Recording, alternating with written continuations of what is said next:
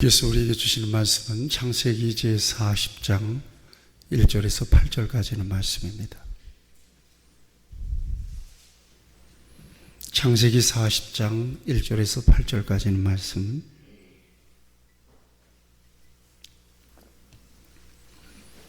이 기록된 계시의 말씀을 제가 봉독할 때에 하나님께서 직접 여러분들에게 음성으로 들려주시길 바랍니다. 그 후에 애굽 왕의 술 맡은 자와 떡 굽는 자가 그들의 주인 애굽 왕에게 범죄한지라. 바로가 그 두 관원장 곧 술 맡은 관원장과 떡 굽는 관원장에게 노하여 그들을 친위대장의 집 안에 있는 옥에 가두니 곧 요셉이 갇힌 곳이라. 친위대장이 요셉에게 그들을 수종들게 하매 요셉이 그들을 섬겼더라. 그들이 갇힌 지 여러 날이라. 옥에 갇힌 애굽 왕의 술 맡은 자와 떡 굽는 자 두 사람이 하룻밤에 꿈을 꾸니 각기 그 내용이 다르더라.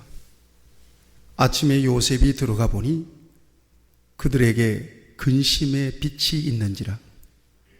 요셉이 그 주인의 집에 자기와 함께 갇힌 바로의 신하들에게 묻되 어찌하여 오늘 당신들의 얼굴에 근심의 빛이 있나이까? 그들이 그에게 이르되 우리가 꿈을 꾸었으나 이를 해석할 자가 없도다. 요셉이 그들에게 이르되 해석은 하나님께 있지 아니하니까 청하건대 내게 이르소서. 아멘. 여러분들 옆에 분들 한번 격려하시고 축복해 주세요. 하나님께서 당신을 위해서 지금도 일하시고 계십니다.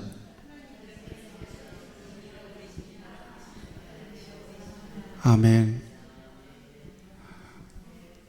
그때까지 믿음으로 기다리세요. 한 번 더 하세요. 그때까지 믿음으로 기다리세요. 아멘.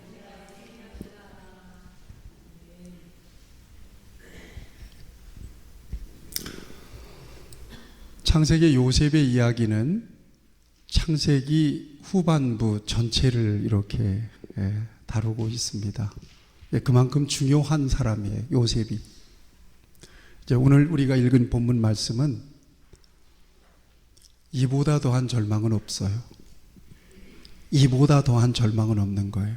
자, 이제 여기를 보세요. 이보다 더한 절망은 없어요. 여러분들이 지금 아무리 힘들고 어려워도 요셉만큼 이보다 더한 절망은 없어요. 그런데 하나님이 이 같은 절망적인 상황을 풀어내는 방정식이 있으세요. 당시 요셉도 몰랐고 누구도 몰랐어요. 이건 감추어진 비밀이에요. 아무리 힘들고 어려워도 하나님이 저와 여러분들의 절망적인 상황을 풀어낼 수 있는 방정식을 갖고 계세요. 공식을 갖고 계세요. 이 공식을 오늘 저와 여러분들이 발견하고 돌아가실 수 있기를 주님의 이름으로 축복합니다. 그런데 그게 뭔가 하면 바로 믿음의 공식이에요. 믿음의 공식. 같이 한번 고백할까요? 하나님께는 방법이 있습니다. 우리의 믿음이 바로 그 믿음이에요. 그걸 믿는 거예요. 저와 여러분들이. 아유, 상황이 이렇게 돌아가는데요. 점점 꼬이는데요. 점점 막히는데요. 깜깜한데요. 벽인데요. 동굴인데요. 그런데 하나님이 그 상황을 오늘 풀어내시는 방법을 보세요. 기가 막혀요. 이게 뭐냐면 믿음의 공식이에요. 같이 할까요? 믿음이면 충분합니다. 네, 여러분 이거 저와 여러분들 입에 발린 소리가 되지 않기를 바라요. 믿음이면 충분해요. 네, 그 믿음이 어떤 믿음인가 하면 우리가 히브리서 11장 6절 말씀을 통해서 이 믿음을 하나님이 정말 기뻐하시는 믿음을 암송했잖아요. 어떤 믿음이죠? 하나님께 나아가는 자는 반드시 누가 계세요? 하나님이 계신다. 같이 할까요? 하나님이 계신다. 믿으세요? 그 다음에 하나님을 찾는 자들에게는 하나님이 반드시 상을 주신다. 아멘. 이 믿음이에요. 이 믿음. 자, 지금 요셉의 상황을 잠깐 얘기해 드릴게요. 요셉은 지금 17살 때 형들에 의해서 애굽에 팔려왔어요. 은 20의 형들이 팔아먹어버린 거예요. 그 미디안 상인들이 12대장 보디발이라고 하는 이 고위 관리의 집에다가 웃돈을 얹어서 팔았을 겁니다. 틀림없이. 그냥 팔아먹었어요. 그러니까 요셉은 갑자기 그 신분이 사랑받는 아들, 귀공자처럼 대접받는 아들의 자리에서 신분이 그렇게 노예로 툭 떨어졌어요. 여러분들에게 이런 일이 없기를 바라요. 아멘도 없네 이제. 아멘. 타이밍을 잘 잡아서 아멘을 해야 돼. 그래야 여러분들에게 복이 될 줄로 믿습니다. 신분이 뚝 떨어졌어요. 여러분 인간적으로 한번 이 요셉의 상황을 생각해 보면 요셉은요, 원통도죠. 17살 정도 먹었으니까 얼마나 생각이 많겠어요. 얼마나 원통하겠어요. 얼마나 엄청난 스트레스를 받겠어요. 엄청난 원망이 생겼겠어요. 얼마나 많이 우울했겠어요. 그런데 요셉의 일생에 우울하고 불평하고 원망하고 막 짜증내고 비관했다는 이야기가 한마디도 없어요. 나중에 왜 그랬는지가 밝혀져요. 요셉의 이야기 끝말에. 자, 어쨌든 팔려왔어요. 팔려왔는데다가 보디발 아내를 겁탈하려 했다고 하는 미수범, 소위 강간 미수범이죠. 미수범으로 걸려서, 이 옷이 있으니까, 벗어놓고 도망간 옷이 있으니까 변명도 못해. 이놈이 감히 나를 겁탈하려고 하다가 내가 소리 지르고 저항하자 이렇게 겉옷을 벗어 놓고 도망갔다고. 보디발이 듣고 얼마나 화가 났어요. 보디발이 노했다 그랬어요. 노해서 요셉이라는 놈을 당장 잡아다가 자기 집 안에 있는 옥에다가 가뒀어요. 자, 여기까지 보세요. 희망이 보여요, 안 보여요? 요셉을 구해줄 사람은 아무도 없어요.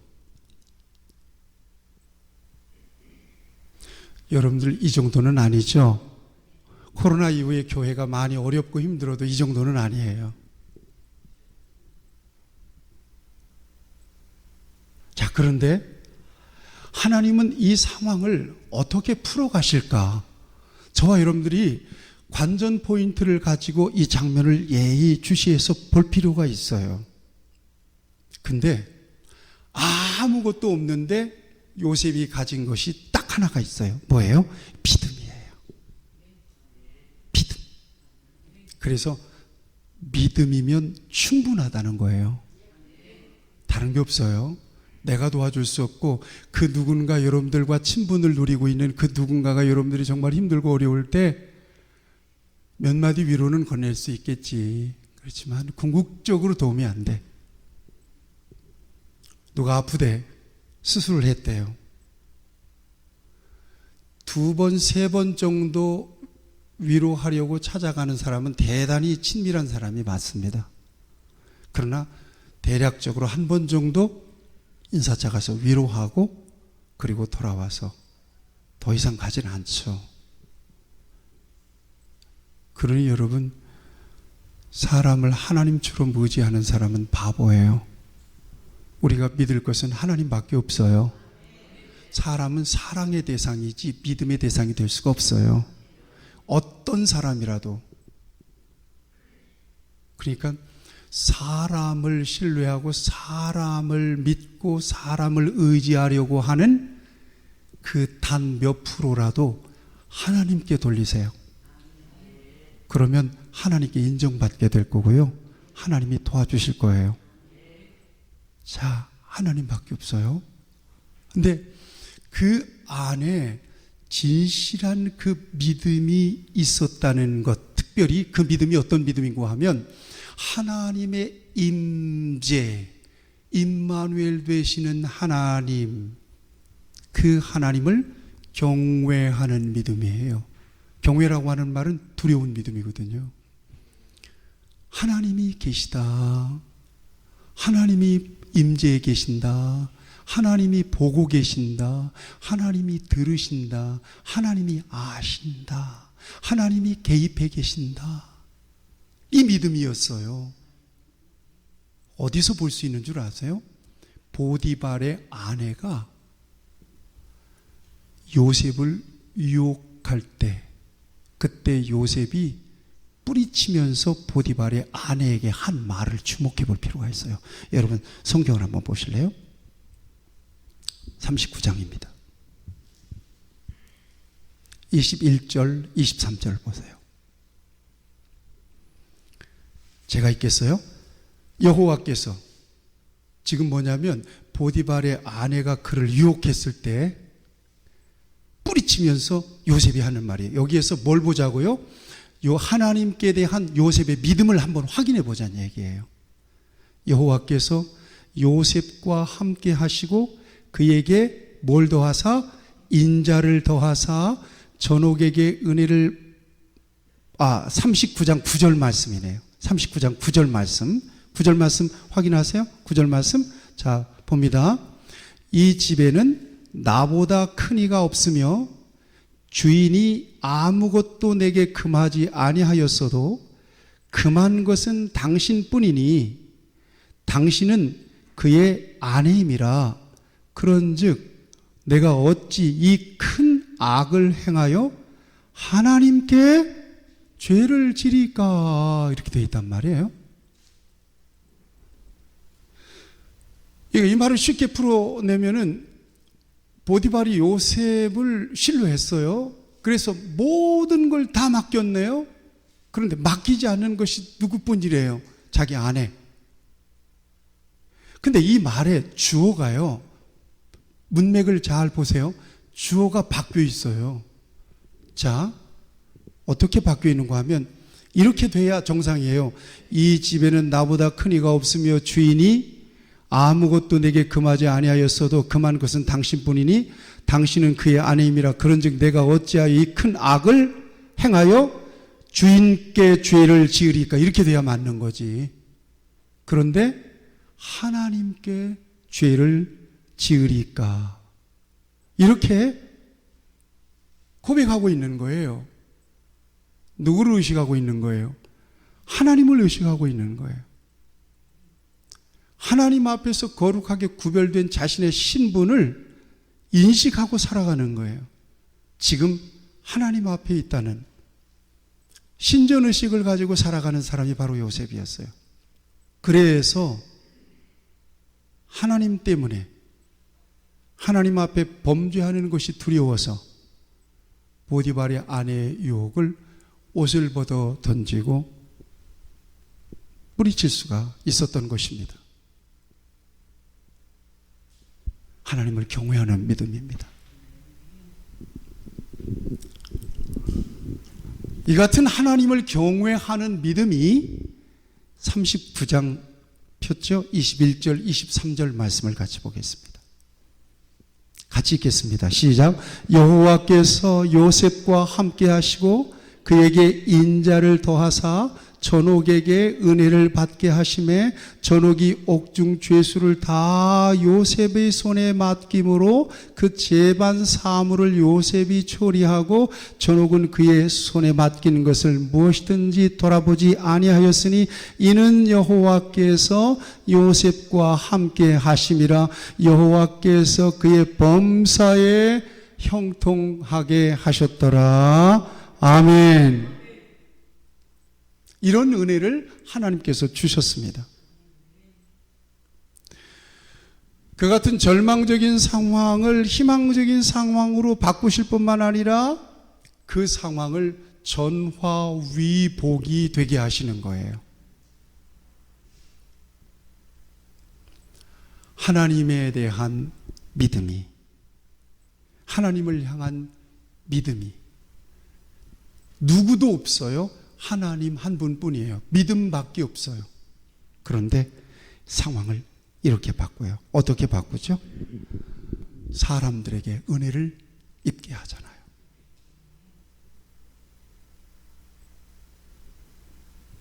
여러분, 저와 여러분들에게 이 같은 믿음을 더욱 충만하게 주시기를 축복합니다. 하나님께 방법이 있다는 사실을 저와 여러분들이 분명하게 신뢰하고 의지할 수 있기를 바랍니다.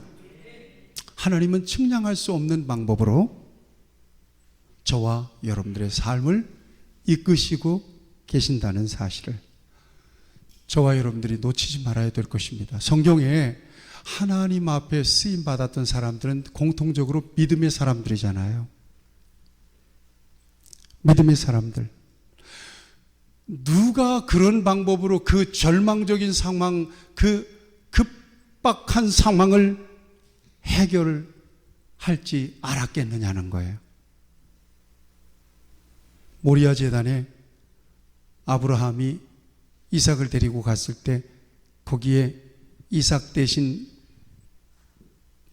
바쳤던 것이 뭐죠?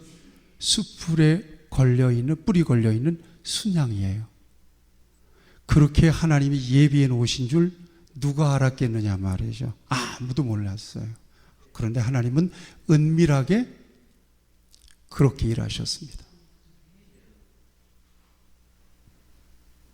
홍해가 갈라져서 이스라엘 백성들이 마른 땅처럼 바다를 건너갈지를 누가 알았겠으며, 여리고성이 7바퀴 돌고 마지막 7바퀴를 돌고 소리를 지를 때 무너질지를 누가 알았으며, 물이 변하여 포도주가 될지를 누가 알았겠습니까? 하나님은 우리를 위해서 은밀하게 일하고 계심을 믿으시기를 축복합니다. 예레미야 33장 3절 너는 내게 부르짖으라 내가 네게 응답하겠고 네가 알지 못하는 크고 은밀한 일을 내게 보이리라고 말씀하십니다. 끝까지 하나님을 의지하고 기도할 때 하나님이 은밀하게 일하고 계시다는 사실을 경험하게 될 것입니다. 그래서 다윗은 그런 고백을 해요. 시편 54편 4절에 보면 하나님은 나의 돕는 자시라 주께서 내 생명을 붙드시는 자와 함께 하시도다. 나를 돕는 자시라 주께서 내 생명을 붙드는 자와 함께 하시도다. 시편 118편 6절 7절 말씀 저와 여러분들이 암송했나요? 여호와는 내 편이시라 내게 두려움이 없나니 사람이 내게 어찌할꼬 여호와께서 내 편이 되사 나를 돕는 자 중에 계시니 그러므로 나를 미워하는 자에게 보응하신 것을 내가 보리로다. 아멘이죠. 잠언 3장 6절 말씀 너는 범사의 그를 인정하라 그리하면 내 길을 지도하시리라고 말씀하십니다.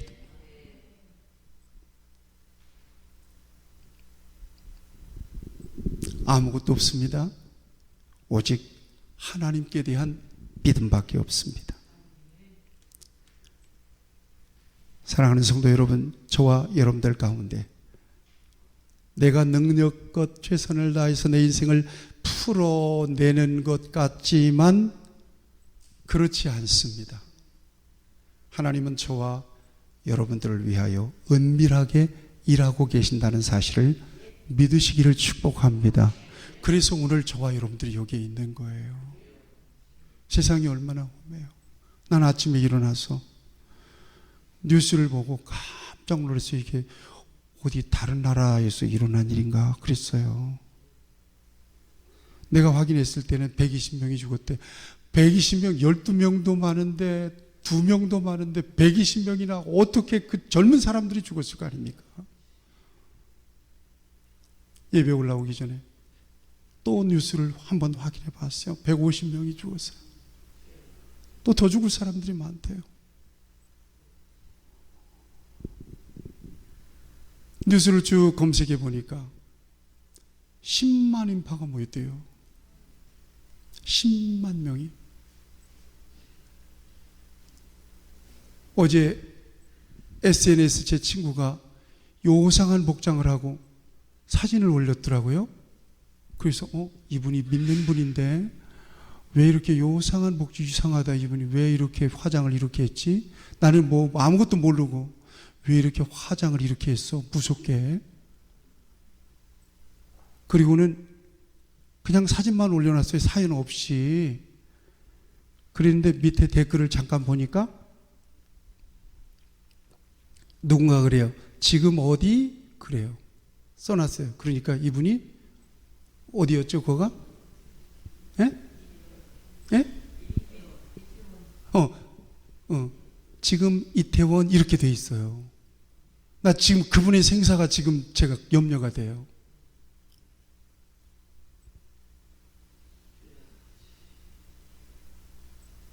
누가 그런 일이 있을 줄 알았겠어요.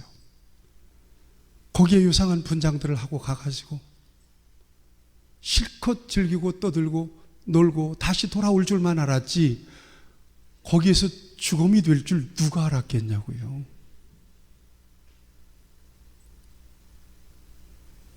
이렇게 위험하고 어려운 삶을 저와 여러분들이 살아가고 있어요. 하나님 의지하지 않고 살 수 있겠어요? 이 세상을?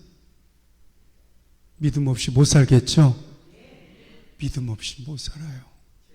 하나님이 우리의 생각과 우리의 마음, 우리의 모든 환경을 친히 이끄시고 우리가 알지 못하는 크고 은밀한 역사로 저와 여러분들을 생명길로 하나님의 선하신 목적을 따라 하나님의 계획대로 하나님의 능력 안에서 인도하고 계심을 믿으시기를 축원해요. 코로나 이후에 믿음도 떨어졌고요. 모든 영성이 다 떨어졌어요. 교회도 얼마나 침체가 있는지 몰라요. 코로나 이후에 문 닫은 교회들이 굉장히 많습니다. 여러분, 이런 상황이 올 줄 누가 알았겠어요? 그런데 저와 여러분들이 이 어려운 상황 속에서도 오직 하나님을 향한 믿음이 변치 않고 하나님을 향한 예배자로서의 가치를 놓치지 않고 꾸준하게 그 믿음을 견지해온 여러분들이 오늘날 건강한 모습으로 하나님을 예배하고 계신 줄로 믿어요. 우리 교회도 이 예배가 멈추지 않는 한 하나님께서 붙드시고 계심을 믿습니다. 하나님이 일하시고 계심을 믿습니다. 믿음입니다. 결국 사는 길은 믿음밖에 없습니다. 자, 이렇게 하나님께서 요셉이 믿음으로 주님을 기대하고 주님을 의지하고 경외하는 믿음으로 주님 앞에 섰을 때, 하나님 앞에 섰을 때 하나님께서는 어떻게 그 절망적인 상황을 풀어가시느냐는 거예요. 아까 우리가 읽었습니다. 창세기 39장 21절 23절을 보면 정리해서 얘기하면 사람에게 은혜를 입게 하십니다. 놀랍습니다. 같이 고백할까요? 하나님은 사람을 통해서 일하십니다. 그래요. 하나님은 사람을 통해서 일하세요. 나를 통해서 일하세요. 그러므로 나는 하나님의 동력자가 되는 거예요. 하나님은 여러분들을 통해서 일하시고 계심을 믿습니다. 여러분들은 하나님의 동력자임을 믿습니다.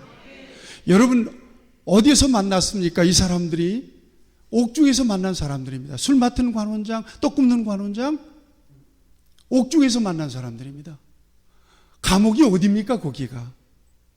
만나서 교제하고 만나서 친분을 만들고 만나서 뭔가 생산적인 논의를 할 수 있는 공간이 아니지 않습니까? 가장 절망적인 밑바닥의 삶의 자리죠. 거기에서 만난 사람들이에요. 여기에 무슨 소망이 있겠어요? 이 사람들에게 무엇을 기대할 수 있겠어요?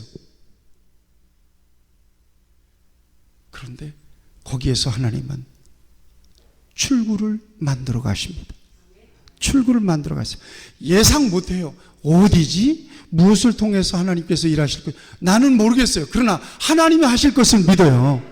하나님이 힌트만 주세요. 제가 하나님 앞에 요즘 기도하는 것은 하나님 힌트를 주세요. 하나님 약간 힌트만 보여주세요. 그러면 제가 집중하기를 원합니다. 하나님이 힌트를 주세요. 하나님이 사인을 주실 거예요. 중요한 것은 은혜를 입은 자, 믿음으로 하나님을 경외하고 하나님의 임재 안에 살아가는 요셉을 위하여 하나님은 일하시는데 사람의 은혜를 입게 하시더라 하는 것입니다. 오늘 본문 말씀 오늘 39장 21절 23절 어간에 보세요. 전옥에게 은혜를 입어요. 무엇이든지 다 요셉에게 맡기고 돌아보지 않아요.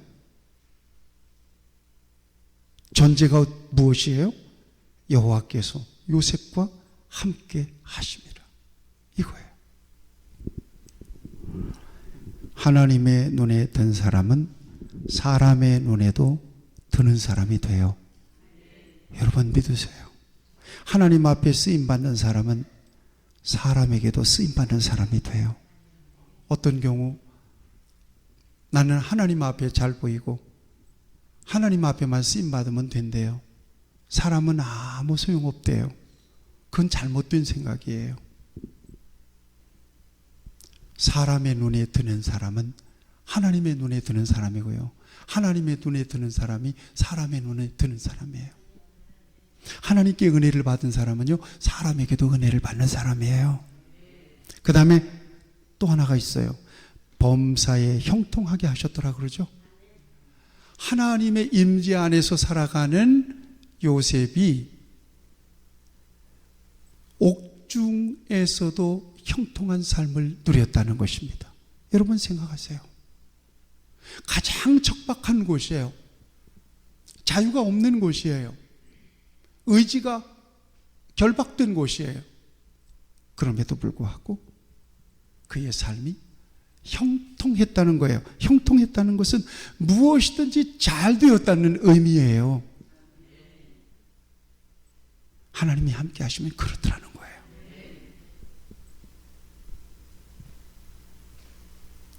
그 다음에 마지막으로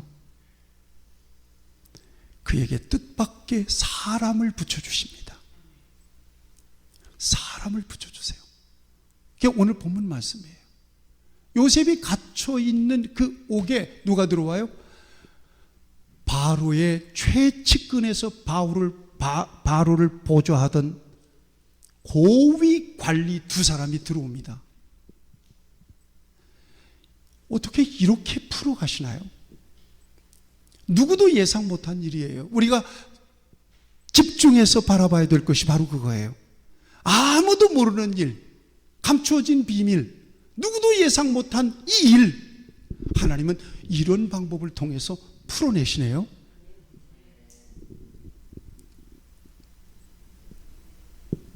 떡 굽는 관원장, 술 맡은 관원장이요, 요셉이 갇혀있는 옥에 들어왔는데 5절 말씀을 볼까요?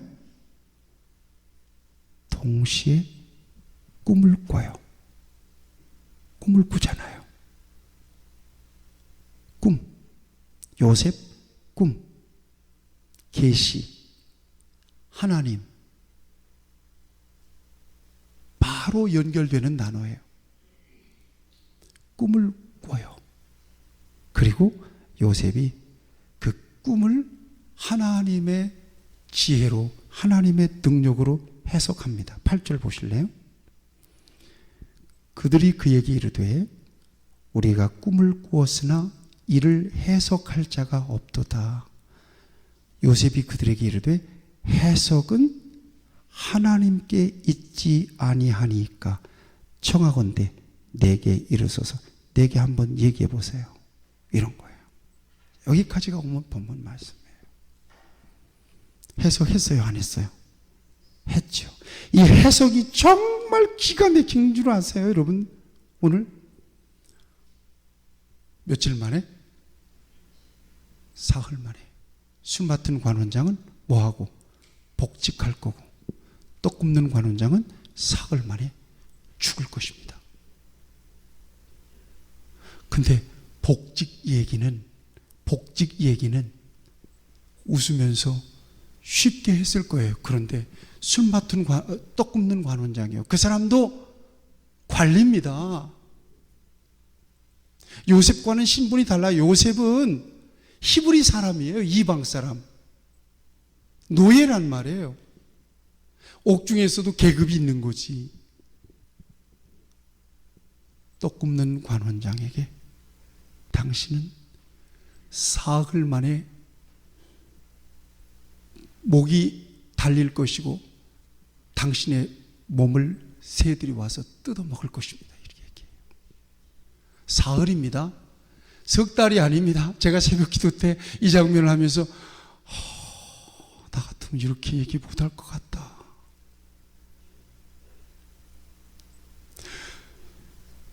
3주입니다. 그러면 여유라도 있지. 3개월입니다. 시간이라도 있지.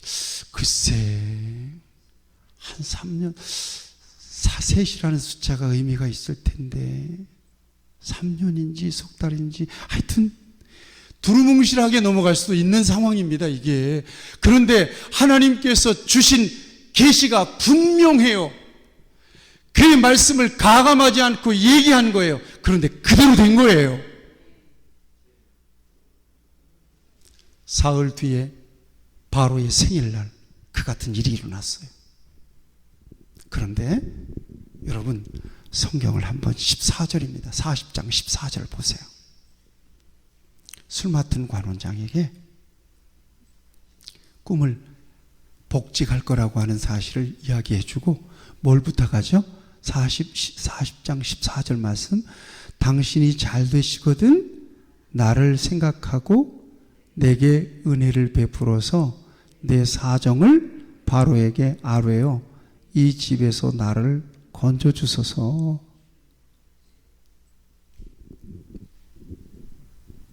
당신 풀려나거든 나를 좀 기억해 주세요. 바로에게 얘기해서 날 좀 건져주세요. 나 죄 없거든요. 15절에 보면 나는 히브리 땅에서 끌려온 자요 여기서 옥에 갇힐 일은 행하지 아니했습니다. 나 죄 없거든요. 여러분, 오늘 저와 여러분들이 주목해야 될 것입니다.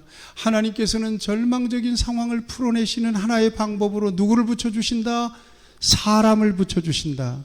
여러분들에게 돕는 자들이 붙기를 바랍니다. 여러분들이 누군가의 돕는 자가 되시기를 축복합니다. 사람을 통해서 하나님은 일하십니다.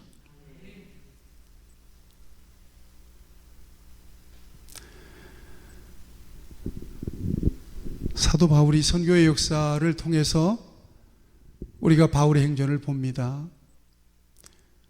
바울이 성령에 붙잡혀서 복음의 좋은 일꾼으로 쓰임받았지만 바울과 함께 했던 동역자들이 굉장히 많다는 사실을 저와 여러분들이 압니다. 이 사람들은 선교의 동역자들, 바울의 동역자들, 복음의 동역자들이었던 것을 성경은 우리에게 보여줍니다. 오늘 저와 여러분들이 주님의 좋은 동역자들이 되기를 바라요. 저와 좋은 동역자들이 되기를 바라고 서로에게 좋은 동역자들이 되기를 축복합니다. 그런데 오늘의 말씀의 결론입니다. 사람을 보내셨어요. 그리고 술 맡은 관원장이요, 사흘 만에 복직해서 나가잖아요. 나갔는데 이건 함흥차사야. 감감무소식이야. 복직하면 나 좀 도와주세요. 내 이름 좀 기억해 주세요. 바로에게 나한테 좀 얘기 좀 해가지고 나 좀 꺼내주세요. 부탁했는데 은혜를 입은 술 맡은 관원장이 깜깜한 거예요. 요셉을 잊어버렸어요. 은혜는 이렇게 쉽게 잊어버린다니까요. 그런데 하나님은 요셉을 기억나도록 하나의 이벤트를 만드세요. 바로가 꿈을 꿉니다. 엄청난 꿈을 꾸고 그 꿈 때문에 괴롭습니다. 누구도 그 꿈을 해석 못해요. 이때 그 술 맡은 관원장이 번뜩 옥중에서 자기의 꿈을 해석해준 요셉이 떠오르는 거예요.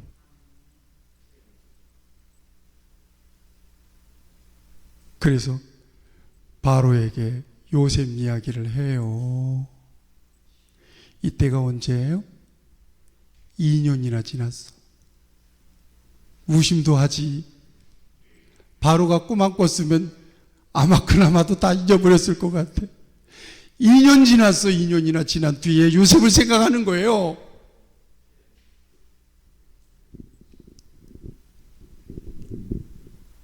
오늘 말씀의 제목을 그래서 하나님의 시간이 있습니다, 이렇게 정한 거예요. 아직도 여전히 옥중에 있어요. 풀려나면 좀 도와달라고 부탁했던 술 맡은 관원장은 잘 먹고 잘 사나 봐요. 아무런 소식이 없어요. 도저히 감옥에서 늙어 죽을 판이에요. 답답해서 죽을 판이에요. 그런데 결국 하나님의 때가 되었을 때 요셉이 감옥에서 멋진 모습으로 바로 앞에 섭니다. 바로 이때예요. 하나님의 때란 말이에요. 이때가. 여러분들에게도 그 같은 하나님의 때가 있을 줄로 믿습니다. 저에게도 그 때가 있을 줄로 믿습니다. 우리 교회에도 바로 하나님의 때가 오게 될 줄로 믿습니다. 기도하십시다.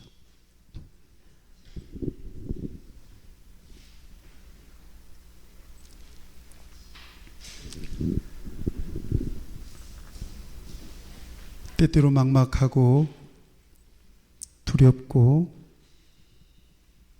이 같은 어려운 상황이 언제까지가 지속될지 불안할 때도 있습니다. 그렇지만 우리는 하나님을 신뢰합니다. 하나님을 의지합니다. 하나님이 우리와 함께 계심을 믿습니다. 하나님이 우리를 위해서 일하고 계심을 믿습니다. 그리고 우리는 이 같은 아름다운 동역자들이 있습니다. 또 하나님께서 귀한 동역자들을 붙여주심을 믿습니다.